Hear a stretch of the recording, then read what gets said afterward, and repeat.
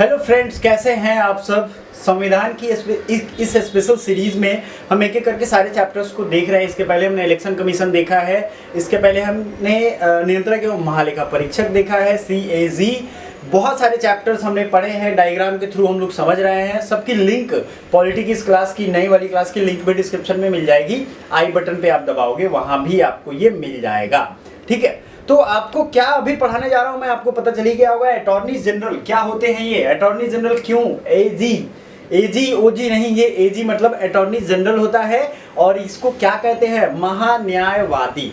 ठीक है, अब ये क्या होता है, किस डिपार्टमेंट का नाम है, किस में ये आते हैं, क्या करते हैं, ये सब हम लोग पढ़ेंगे। देखिए, अटॉर्नी जनरल का जो ये ऑफिस है, ये एक यूनियन एग्जीक्यूटिव का ऑफिस है। अब ये एग्जीक्यूटिव, लेजिस्लेटिव और आपका जुडिशियरी समझ लो थोड़ा सा। एग्जीक्यूटिव होता है जो काम को एग्जीक्यूट करता है, लेजिस्लेटिव जो कानून बनाता है, judiciary supreme court, high court, ये तो आप जान ही रहे हो। तो ये सब चीजें थोड़ी थोड़ी कॉन्सेप्चुअल है, समझते चल रहा है आपको। Of India is part of the union executive. AG is the highest law officer of the country. अब देखिए, जो हमारे देश के सबसे हाईएस्ट लॉ ऑफिसर हैं वो AG ही होते हैं। जो टॉप मोस्ट सबसे ज्यादा बार जो पूछा जाने वाला सवाल है वो यही है कि हमारे देश में AG क्या है। ठीक है, तो top most highest law officer है, पूछा गया है। सुप्रीम कोर्ट के जज भी नहीं है, चीफ जस्टिस भी नहीं है, हमारे देश के सबसे हाईएस्ट लॉ ऑफिसर हो जाएंगे ये। अनुच्छेद 76 भारत के महालेखाकार के कार्यालय का प्रावधान करता है, मतलब इनके ऑफिस के क्या प्रावधान है ये आर्टिकल 76 डिसाइड करता है। अपॉइंटमेंट एंड एलिजिबिलिटी, नियुक्ति एवं पात्रता, मतलब होगा ना कि 10वां का मार्कशीट लेके जाओ, एक वोटर ID कार्ड लेके जाओ, या फिर आप जो है कुछ ना कुछ आपके पास होना चाहिए, तभी तो आपको नियुक्त करेंगे। वो क्या है, आप एलिजिबल हो कि नहीं, जितने लोग देख रहे हैं उसको हम लोग देखेंगे। AG is appointed by president on the advice of the government. अब AG का जो ये पोस्ट है ना, इसके साथ इंटरेस्टिंग फैक्ट बताता हूँ क्या है। ये सरकार की तरफ से बोलने वाले एक अधिवक्ता होते हैं। सबसे हाईएस्ट ऑफिसर तो होते ही हैं, अधिवक्ता होते हैं भारत सरकार के। तो जाहिर सी बात है सरकार ही अपॉइंट करेगी। जनरली ये प्रेसिडेंट के द्वारा अपॉइंटेड होते हैं, बट इसे रिकमेंड कौन करता है, गवर्नमेंट के लोग करते हैं। समझ में आ गया, मतलब गवर्नमेंट मतलब करंट गवर्नमेंट, याद रखिएगा। हर बार सरकार के साथ ये बदल जाता है। अब आप सोचोगे प्रेसिडेंट अपॉइंट करते हैं तो सर यहीं लगे हैं, तो बता दीजिए कि इसे हटाते कैसे हैं। जैसे ही जनरली ऐसा देखा जाता है, जैसे ही सरकारें बदलती हैं, चूंकि ये सरकार के ही नुमाइंदे होते हैं, तो हटा दिया जाता है। ठीक है, तो वीडियो को लाइक भी करिएगा एंड चैनल को पहली बार विजिट करें तो सब्सक्राइब करिएगा। सारी तैयारी BPSC, UPSC, CDS, FCAT अगर आप देने वाले हो तो बहुत ही बेस्ट आपको ये मिलने वाला है। ठीक है, अब गवर्नमेंट अपॉइंट करवा दी इनको। She must be a person who is qualified to be appointed as a जज ऑफ सुप्रीम कोर्ट। एक ऐसा व्यक्ति होना चाहिए जो इतना क्वालिफिकेशन उसमें हो कि वो सुप्रीम कोर्ट का जज बनने लायक हो। मतलब अब सुप्रीम कोर्ट के जज की क्वालिफिकेशन इसमें होनी चाहिए।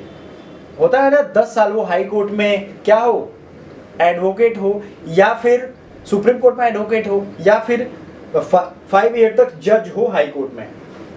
भारत का नागरिक हो, किसी उच्च न्यायालय का 5 साल तक न्यायाधीश रहा हो, किसी उच्च न्यायालय का अधिवक्ता रहा हो 10 साल तक। ठीक है, राष्ट्रपति की राय में 10 साल या एक प्रतिष्ठित न्यायविद के लिए ये जरूरी है। राष्ट्रपति की राय में एक अच्छा न्यायविद हो, एक अच्छा जस्टिस महसूस होता हो, तभी वो अपॉइंट करते हैं। ठीक है, पहले दोस्तों आगे बढ़ते हैं। कुछ भी कंफ्यूजन हो आप बेझिझक पूछ सकते हो कभी भी। Term of office of president, देखिए टर्म ऑफ ऑफिस ये फिक्स नहीं किया गया है। मैंने पहले भी कहा था, ये एक ऐसा ऑफिस नहीं है जिसमें कोई नौकरी है, जैसे सरकार जाती है वो हट जाते हैं, खुद ब खुद रिजाइन कर देते हैं, कार्यालय की अवधि संविधान द्वारा तय नहीं है। रिमूवल की अगर हम बात करें, इसके रिमूवल की भी बात नहीं की गई है, हटाने की प्रक्रिया संविधान में नहीं बताई गई है। She holds during the pleasure of the president may be removed by president at any time. अब प्लेजर ऑफ द प्रेसिडेंट का क्या मतलब होता है, प्लेजर का मतलब होता है उनके द्वारा, मतलब दिया गया है, वो तो छीना भी जा सकता है। ठीक है, ये समझो आप, उनके द्वारा क्या दिया गया है, ये प्रसाद पर्यंत उसको हिंदी में कहते हैं, प्लेजर ऑफ द प्रेसिडेंट। उनके द्वारा दिया गया, जब मन होगा वो छीन लेंगे। ठीक है ना। अब कर्तव्य एंड फंक्शन के बारे में, to give advice to the government of India. क्या काम करते हैं भाई, कुछ काम तो करेंगे, पगार इतनी मोटी लेते हैं तो कुछ तो काम करेंगे एकदम। इनके काम करने का होगा to give advice to the government of India upon such legal matters which are referred to her or him by the president. अब आप ये सुनते होंगे जनरली कि अटॉर्नी जनरल ने सुप्रीम कोर्ट में आज ये कहा सरकार का पक्ष रखते हुए, इस सरकार के बदले वो इन्होंने ये कहा, सुप्रीम कोर्ट के जज ने उनसे रिपोर्ट मांगी है तो उन्होंने ये रिपोर्ट प्रस्तुत किया है। कौन? ये अटॉर्नी जनरल। तो ये तो समझ में आ गया होगा कि सरकार के ये वकील होते हैं, ठीक है, एकदम आम भाषा में समझो। ये कानूनी मामलों में सरकार को रिप्रेजेंट करते हैं, which are referred him by president. अब इनका जो ये केस है ये रेफर किया जाता है प्रेसिडेंट के द्वारा। To perform such other duties of legal character that are assigned to her him by president. और भी कोई कैरेक्टर होते हैं जो कि इनके द्वारा प्रेसिडेंट के द्वारा ये असाइन होता है। To appear on behalf of government of India in all cases in the Supreme Court. Supreme Court या हाई कोर्ट या किसी भी कोर्ट में जब गवर्नमेंट ऑफ इंडिया के खिलाफ कुछ ऐसा विवाद चल रहा हो तो उसमें ये रिप्रेजेंट करते हैं, ठीक है। ये आप याद रखिएगा। भारत सरकार की ओर से सभी मामलों में सर्वोच्च न्यायालय में या किसी भी मामले में किसी भी उच्च न्यायालय में जिसमें भारत सरकार का संबंध है वो उपस्थित होते हैं, ठीक है। ऐसा नहीं है कि भारत सरकार उपस्थित हो जाती है, वही उपस्थित होते हैं। To represent the government of India in any difference made by president to the Supreme Court under article 143।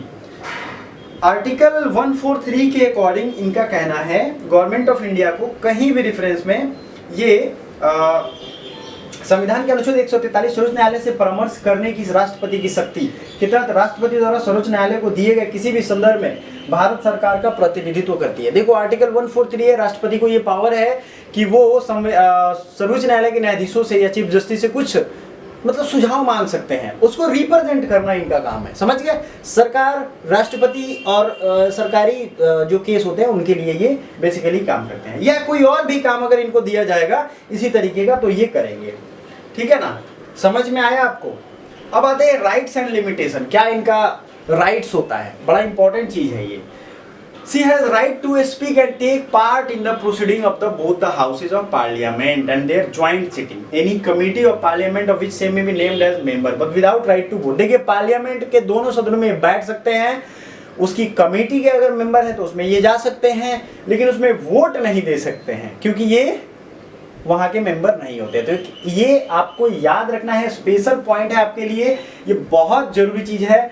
चाहे वो ज्वाइंट सीटिंग हो, चाहे वो दोनों सदन की बैठक हो, उसमें ये जा तो सकते हैं लेकिन राइट टू वोट इनको नहीं है, एग्जाम में पूछा गया है, ठीक है। वह संसद के सदस्य के लिए उपलब्ध सभी विशेषाधिकारों और उन्मुक्तियों का आनंद लेता है। संसद, एक सांसद को जो जो फैसिलिटीज मिलती हैं, सांसद को क्या फैसिलिटीज मिलती हैं आपको तो मालूम ही है, इनके वेतन, हर चीज, गाड़ी, टेलीफोन का पैसा, कपड़े का पैसा, कपड़े धुलाने का पैसा, इनके घर वालों का पैसा, उनके घर वालों के बच्चों का पैसा, सब कुछ, सारा मेंटेनेंस उनके फंड से आ जाता है, ठीक है ना।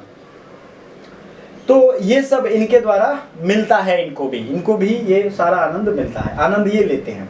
वह सरकारी सेवकों की श्रेणी में नहीं आता, उसे एक निजी कानून प्रैक्टिस से वंचित नहीं किया गया। ये अच्छी बात है, क्योंकि वो सरकारी सेवक नहीं होता है, सरकार को जब जरूरत पड़ेगी तभी वो रिप्रेजेंट करता है, तब ये अपना प्राइवेट प्रैक्टिस बंद नहीं करते हैं। मतलब उनकी जो अपनी केस लड़ रहे हैं, वो किसी का लड़ रहे होंगे तो उनको वो जारी रखते हैं, ठीक है।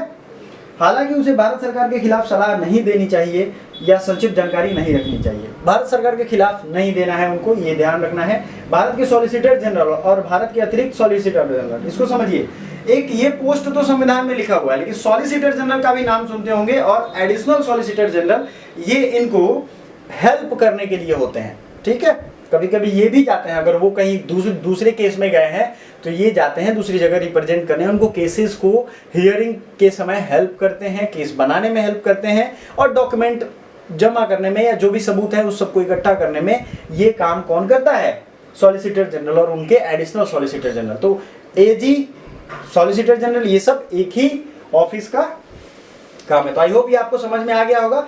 कोई भी आपको डाउट हो, कुछ भी आपको समझना हो, इसके बावजूद हर चीजें हमने क्लियर कर दी हैं। इनका अपॉइंटमेंट कैसे होगा, प्रेसिडेंट के द्वारा, इनको हटाया कैसे जाएगा, क्या प्रोसेस है हटाने का, सरकार कभी भी हटा सकती है, प्रेसिडेंट, क्योंकि प्लेजर ऑफ द प्रेसिडेंट ये प्रसाद पर्यंत इनको ये पोस्ट दिया गया है। जनरली सरकारें जाती हैं तो ये चले जाते हैं। ये लोकसभा, राष्ट्रपति, लोकसभा, राज्यसभा और दोनों सदनों की ज्वाइंट सीटिंग हो या कोई कमेटी हो उसमें बैठ सकते हैं, लेकिन राइट टू वोट नहीं होगा। इनके लिए जो आर्टिकल है वो कौन है, आपने देखा था 76 आर्टिकल है, ठीक है। और इनके काम क्या होगा, सरकार को रिप्रेजेंट करना कहीं भी, ठीक है। सरकार के खिलाफ ये नहीं जा सकते हैं, आर्टिकल 76 इनसे जुड़ा हुआ है, आपको ये ध्यान रखना है। इसी तरीके का सेम पोस्ट स्टेट में होता है, उसको हम लोग एक अलग वीडियो में बहुत ही प्यार से पढ़ेंगे।